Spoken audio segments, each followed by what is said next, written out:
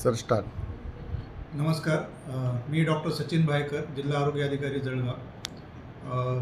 सर्वांना आवाहन करतो की या पुढील 4-5 दिवसामध्ये उष्णतेची तीव्र लाट आपल्या भागामध्ये दिसून येत आहे आणि त्यामुळं नागरिकांना आव्हान राहील की दुपारच्या वेळेमध्ये जेव्हा ऊन खूप वाढलेलं असतं अशा वेळी आपण घराबाहेर राहू नये.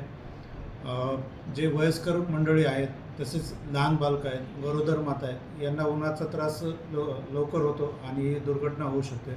तर त्यांची जास्त आपल्याला काळजी घ्यावी लागेल. याशिवाय बाहेर काम करणारे मजदूर वर्ग आहेत, शेतकरी बांधव आहेत, तसेच उन्हामध्ये ज्यांना काम करावं लागतं, तर त्यांनी एकसारखं काम न करता थोडीशी विश्रांती घ्यावी आणि काम करावं.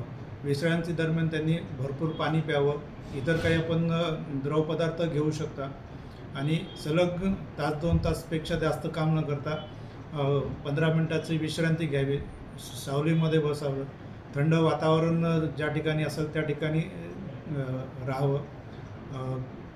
गारव्याची जिथं व्यवस्था असेल अशा ठिकाणी थांबावं आणि या पद्धतीनं काळजी घ्यावी. याशिवाय सर्व आरोग्य संस्थांच्या ठिकाणी आम्ही उष्माघात कक्ष स्थापन केलेला आहे आणि त्या ठिकाणी आवश्यक असणारी सर्व औषधी आम्ही उपलब्ध केलेली आहे. याकरता सर्व आरोग्य संस्था उपकेंद्र स्तरावरती ORS व इतर औषधी उपलब्ध केलेली आहे. तसेच शहरी भागामध्ये आपला दवाखाना व शहरी आरोग्यवर्धिनी केंद्र आहेत, तर त्या ठिकाणी पण मुबलक औषधी आहेत, तर ती नागरिकांच्या फायद्यासाठी उपयुक्त ठरू शकतात.